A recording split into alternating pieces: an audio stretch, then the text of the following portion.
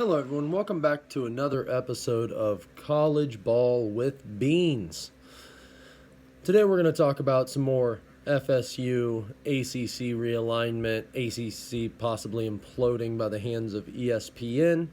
We're also going to talk about some new coaching changes in college football and where that could lead some of these teams. We're going to start with those coaching hires. UCLA's head coach, Chip Kelly, resigned from UCLA and took the offensive coordinator job at Ohio State. Chip Kelly essentially taking a demotion and going to a better program traditionally in Ohio State, which is interesting since now that is a conference game, UCLA and Ohio State.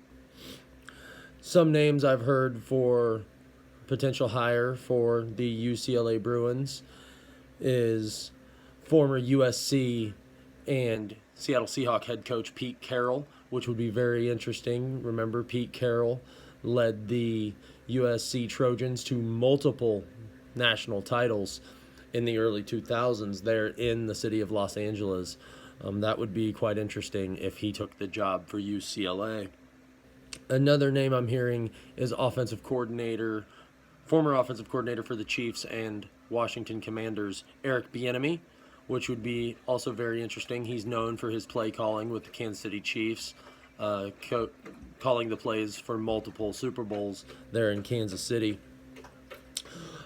The last coach we're going to talk about for the UCLA job is Coach Tom Herman, former University of Texas head coach, and wasn't horrible at the University of Texas, also wasn't great. He did have the 10-win season at Texas when they went to the Big 12 championship game, lost that game, then wound up in the Sugar Bowl where they played the University of Georgia, coached by Kirby Smart, and they beat Georgia. And that's the famous Sam Eilinger "we're back" game, which didn't turn out too well the following years until Steve Sarkisian wound up taking over the head coaching job. But Tom Herman, not a bad coach, could have some success out there in Los Angeles. Would be interesting to see. He coached Texas to a 32-18 record in his 4 years there. Not great, like I said. But, that's also, could he do better in Los Angeles? Who knows? Coaches thrive in different positions. If I was UCLA, though, I would definitely spare no expense to try to get Pete Carroll back into college football. And in ACC realignment news, it turns out Florida State does not hold all the cards. Neither does the ACC. It turns out ESPN actually is holding most of the cards when it comes to this ACC implosion, FSU to the Big Ten or FSU to the SEC. I've been seeing some comments, seeing some people out there saying that FSU for sure to the Big Ten, and hold the phone, pump the brakes. ESPN holds all the rights to the ACC and the SEC. I don't think they're just going to let Fox walk in there and take their top brand when they've got them under contract till 2036. And ESPN does have that opt-out with the grant of rights in 2027. So ESPN, I think, is going to try their hardest to get FSU to the SEC. I think ultimately that's where FSU wants to be. Again, it just makes more sense. The Florida game will be a conference game. They can still schedule Miami for their out-of-conference rivalry game, which the SEC does have a new rule this year where each team has to play a Power 5 program. Like with the University of Texas this season, our Power 5 out-of-conference game is against Michigan.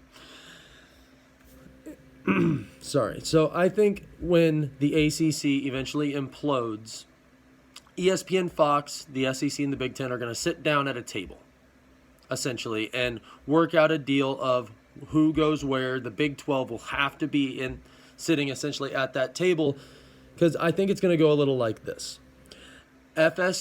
Florida State, and Clemson, SEC bound. I've been saying that this entire time. That's not going to change. They're SEC bound, and they're going to say, hey, Big Ten, take whoever else you want. We just want these two. I think the Big Ten really wants North Carolina, Miami, and Virginia. They're not going to throw a fit over Florida State and Clemson if they can get North Carolina and Miami along with Virginia. And I don't see the Big Ten adding anyone else. If they wanted to add another smart school, because they are a very prestigious academic conference, they could add a Georgia Tech, but I wouldn't hold your breath, Yellow Jacket fans. I don't see Georgia Tech going to the Big Ten at all. I could see NC State possibly going to the Big Ten over Georgia Tech, but I could see the Big 12 essentially will then pick off whoever they want from who the Big 10 and SEC don't take. So they'll take a Louisville, a Duke, if Virginia Tech, Pitt. If NC State doesn't go to the Big 10, they will probably be in the Big 12. And I've been seeing a lot of videos and people on the internet out there type, and they just typing their little fingers away, saying Virginia Tech and NC State could go to the SEC because they are a cultural fit and growing brands. They're just not big enough. They're not additive to the conference. They would do more watering down of the SEC than they would add. Essentially, think of the conference payout, the conference, how much each school gets money-wise at the end of each year is a piece of pie. And some brands, when you add them, the pie gets bigger. But with some brands, the pie doesn't get bigger. You just have to cut out a even slice for them, which makes your slice smaller. So the members of the SEC would not vote NC State or Virginia Tech into the conference, where they will vote Florida State and Clemson in, and maybe North Carolina. But I see North Carolina being more Big Ten than SEC. Well, that's going to do it for today's video. Don't forget to like and subscribe. Leave a comment. And as always, hook 'em.